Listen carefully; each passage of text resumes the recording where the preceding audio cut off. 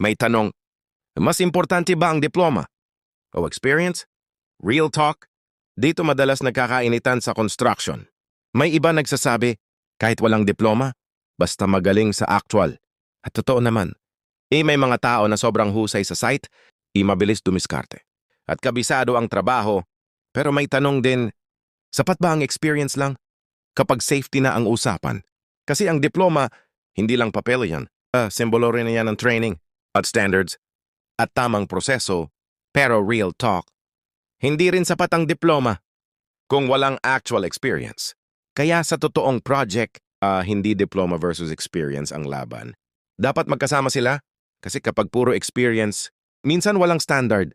Kapag puro diploma, ay minsan kulang sa actual na diskarte. Pero kapag pinagsama mo, a knowledge plus experience, di doon lumalakas ang team. At ikaw, bilang may-ari, sino ang mas pagkakatiwalaan mo? May diploma? O maraming experience?